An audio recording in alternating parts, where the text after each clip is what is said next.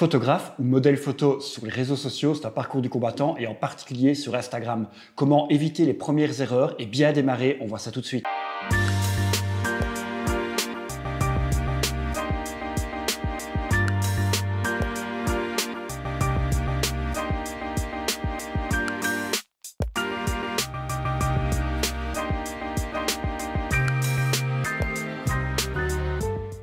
Bonjour à tous, je m'appelle Karim, je suis photographe de portrait, principalement équipé en Fujifilm et j'expose mon travail entre autres sur Instagram. Le lien de mon compte est juste ici en bas de la vidéo. Pour rappel, sur cette chaîne, je partage avec vous mon expérience de photographe de portrait et photographe Fujifilm.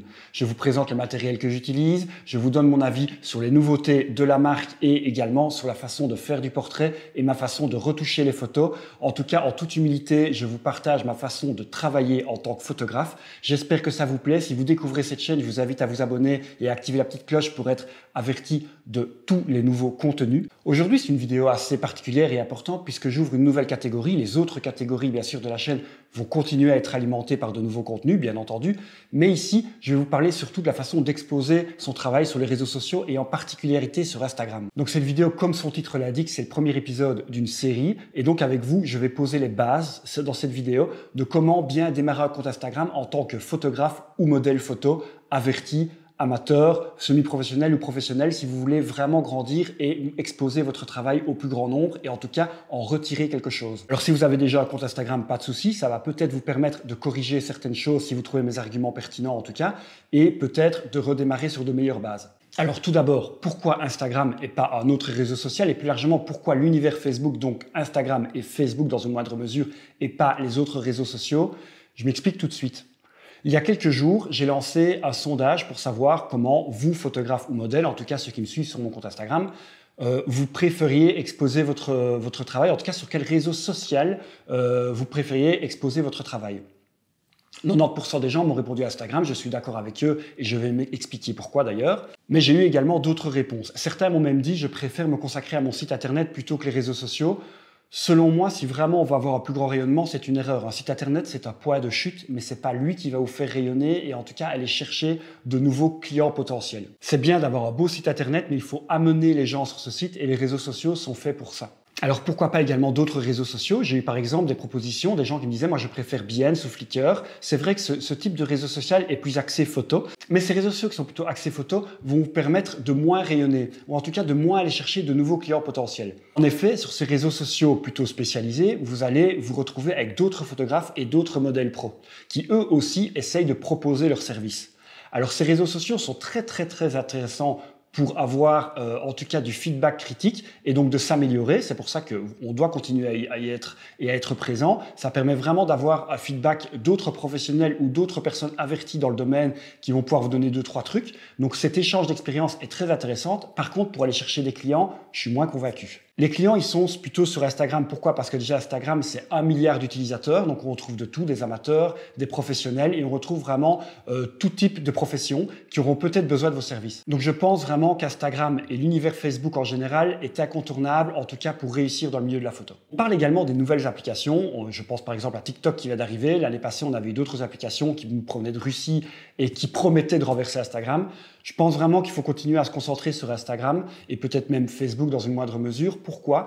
Parce que il y a vraiment une puissance, malheureusement c'est comme ça, mais il y a une puissance économique du groupe Facebook qui fait que chaque application qui pourrait faire trembler une application comme Instagram ou comme Facebook se fera soit de vider de son sens, soit de racheter. On l'a vu d'ailleurs, le meilleur exemple, c'est Instagram. Quand Instagram a commencé à prendre trop de parts de marché, ce que Facebook a fait, c'est qu'il l'a racheté. On voit également ce qui s'est passé avec Snapchat. Toutes les choses intéressantes et qui étaient bonnes à prendre sur Snapchat, Instagram l'a pris à son compte et l'a intégré dans son application. Et je pense que c'est ce qui arrivera à une application peut-être comme TikTok, si vraiment elle prend trop de volume et si vraiment elle prend trop d'ampleur, eh bien ce qui risque d'arriver c'est que soit Facebook la rachète ou en tout cas la vide de son sens en reprenant tout ce qui fait le succès de TikTok. Voilà, donc j'espère que vous avez en tout cas compris ma démarche et pourquoi en tout cas je me concentre sur Instagram en tant que photographe. N'hésitez pas à me dire en commentaire d'ailleurs ce que vous en pensez et si vous êtes plutôt sur Instagram ou sur d'autres applications.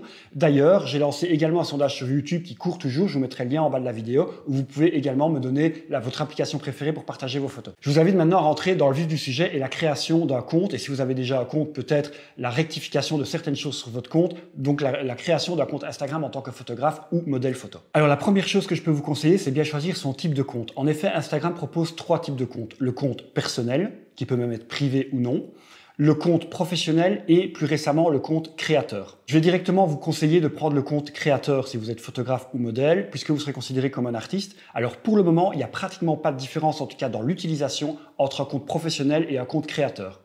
Maintenant, je pense que ce compte créateur n'a pas été créé pour rien. Je ne pense pas que dans le groupe Facebook, ils se sont dit, tiens, il y a les 2 gars du premier, ils ne font rien pour le moment, on va leur demander de créer un nouveau type de compte, ça va les occuper. Je ne pense pas que c'est le délire chez Facebook et Instagram. Donc, s'ils ont créé ce type de compte, le compte créateur, c'est bien pour quelque chose.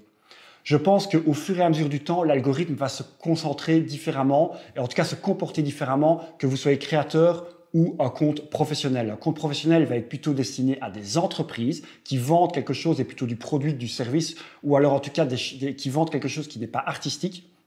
Et le compte créateur, l'algorithme va plutôt le considérer comme des artistes et va plutôt l'exposer à des gens qui seraient susceptibles de faire des collaborations avec eux. Donc ici, voilà, on se retrouve sur mon compte Instagram.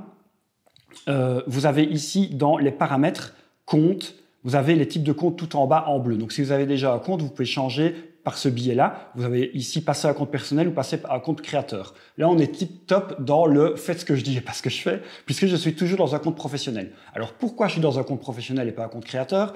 Moi, je vous conseille vraiment de passer dans un compte créateur maintenant. Moi, je suis dans un compte professionnel simplement parce que pour le moment, il y a, comme je vous l'ai dit, pas beaucoup de différence. Et dans mon utilisation, on le verra dans d'autres vidéos sur la gestion d'un compte Instagram au quotidien, le compte professionnel permet d'avoir plus d'utilisateurs sur le même compte, donc, ou en tout cas plus de machines ou d'adresses IP qui gèrent le même compte. En effet, Instagram, sur les comptes privés, personnels et même créateurs, l'algorithme n'aime pas trop qu'il y ait plusieurs adresses IP qui gèrent le même compte. Il peut penser à des robots, etc. et peut-être parfois à juste titre.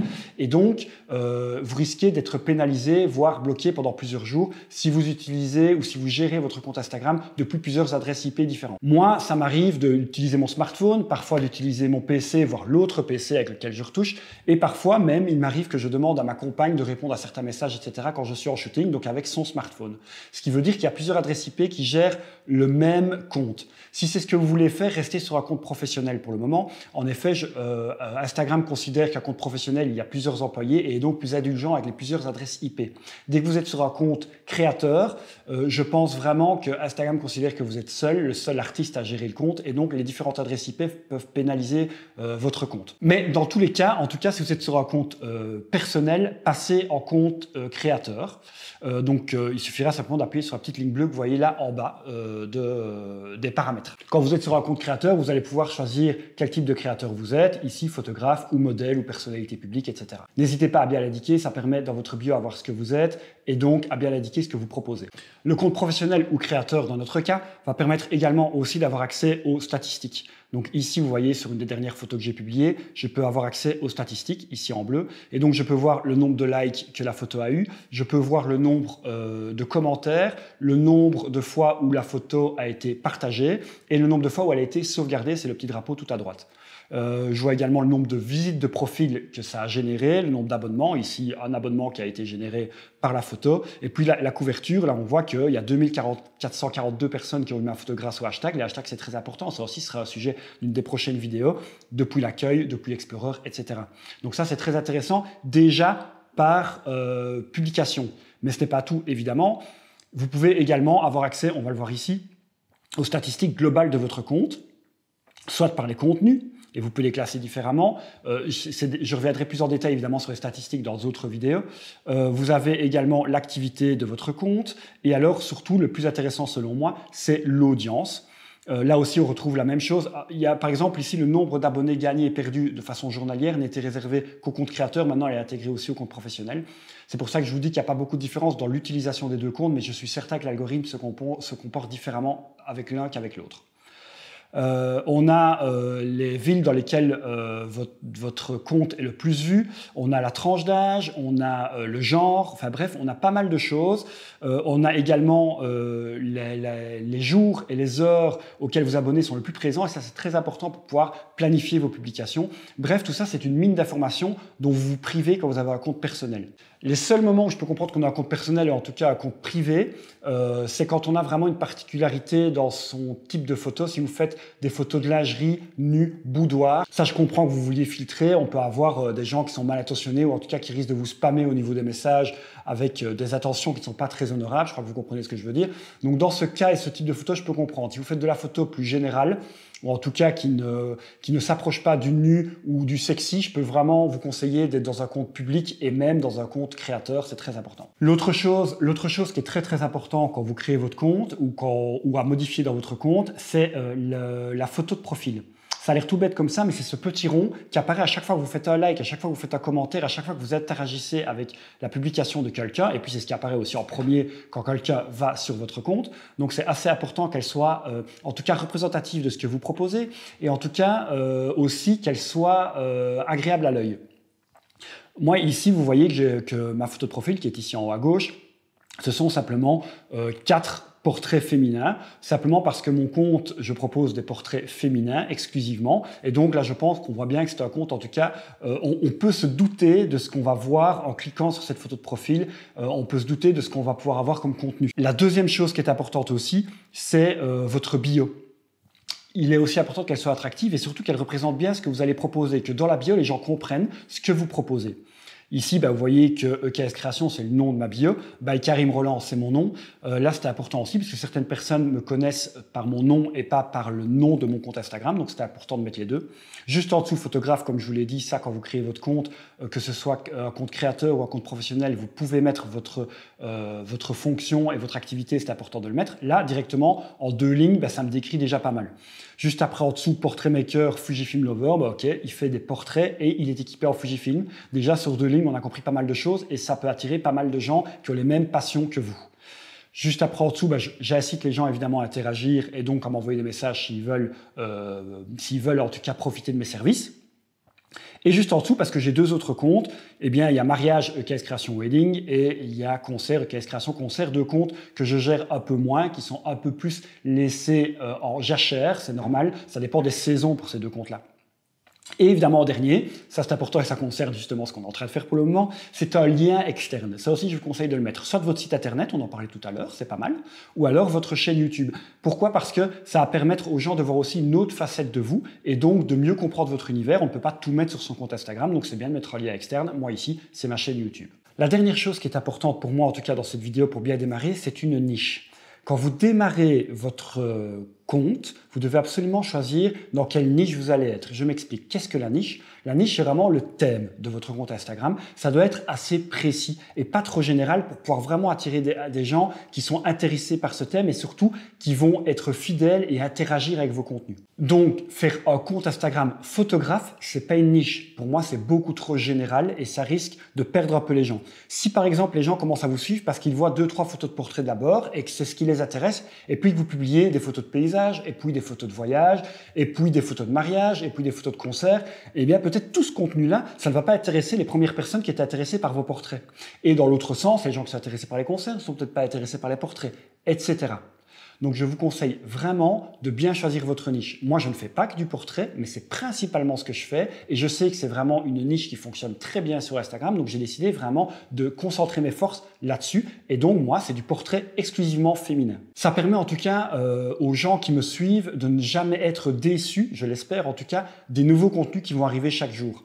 Chaque jour, ils sont sûrs d'avoir un nouveau portrait féminin sur mon compte. Et vu qu'ils me suivent pour ça, ils ne risquent pas de partir ou en tout cas de se désintéresser de mon contenu. Donc c'est très important de ne pas faire un compte trop général. Si vous êtes modèle également, eh bien si vous faites par exemple de la lingerie et du portrait, faites 2 comptes. C'est compliqué à gérer d'avoir plusieurs comptes, donc en tout cas concentrez-vous sur plutôt qu'un que l'autre. Et le compte principal qui va générer du trafic, eh bien grâce à la bio justement, vous allez pouvoir rediriger vers les autres comptes. Mais c'est vraiment important donc de créer sa niche. Et c'est important aussi pour une autre raison, pour l'algorithme. Il est primordial que l'algorithme Instagram comprenne au plus vite quelle est votre niche pour pouvoir proposer votre compte à des personnes qui sont intéressées par la même chose que vous et par vos contenus.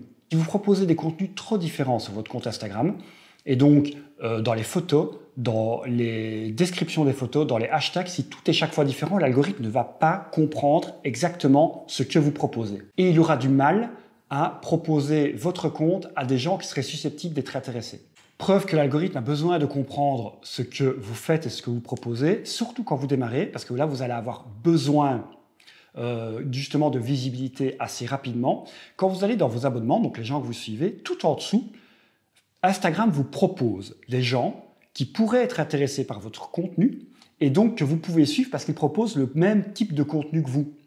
Donc en allant voir d'abord ce qu'ils font, vous n'êtes pas obligé de vous abonner, mais déjà en allant voir sur le profil et peut-être interagir avec leurs publications, ça va intéresser ces gens, ou en tout cas ça va les inciter à venir voir ce que vous faites et peut-être s'abonner ou en tout cas à vous suivre.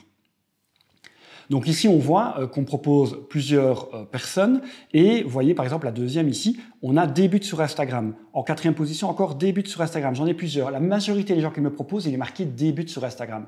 Donc quand vous allez créer votre nouveau compte, vous allez être considéré comme débutant sur Instagram. Si l'algorithme comprend très vite ce que vous proposez comme niche, évidemment, il va proposer aux gens de vous suivre à des gens qui sont intéressés au même contenu que ce que vous publiez. Le but aussi, et pour que l'algorithme comprenne bien ce que vous faites et ce que vous aimez, c'est les personnes que vous suivez. Suivez vraiment les gens qui proposent un contenu qui est proche du vôtre et que vous aimez. Ne commencez pas à suivre tous vos amis parce que ce sont vos amis. Ça, il y a les comptes privés pour ça, vous pouvez en faire un à côté si vous le désirez.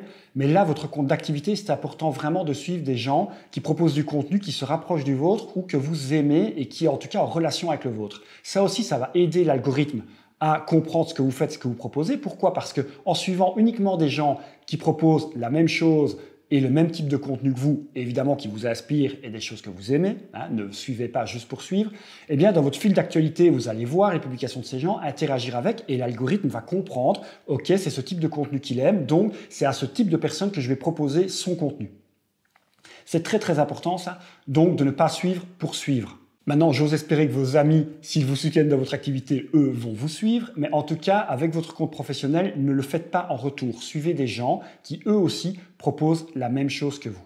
Avoir une niche bien précise et que l'algorithme comprenne très très bien ce que vous faites, ça va permettre aussi également d'être mieux placé au fur et à mesure dans l'Explorer et dans les classements hashtag. On verra ça plus tard dans la gestion de votre contenu. Mais en tout cas, d'être plus visible, plus vite et donc restez bien fidèle à ce que vous aimez et à ce que vous faites. Voilà, j'espère que cette vidéo vous a plu. C'est le premier épisode, c'était vraiment les bases. D'autres vont suivre sur le contenu, sur la qualité du contenu, comment gérer son compte Instagram de manière journalière. Tout ça est très important. Ça demande du temps, ça demande de l'énergie, mais ça paye. Et je vous parlerai de mon expérience personnelle en tout cas et comment maintenant j'arrive à gagner ma vie de façon directe ou indirecte grâce à Instagram. N'hésitez pas en tout cas à dire ce que vous en pensez en commentaire, à liker et à commenter donc cette vidéo. N'hésitez pas également à me suivre et activer la petite cloche. Allez voir aussi mon compte Instagram, ça me ferait super plaisir. On se retrouve très bientôt pour parler de photos sur Instagram, mais également de photos de façon plus générale. On me le demande souvent, donc je le dis maintenant, la vidéo sur les retouches photos arrive. Elle prend du temps à faire parce que je veux faire ça bien. Mais donc restez bien abonnés à cette chaîne. Merci beaucoup et à très vite. Salut!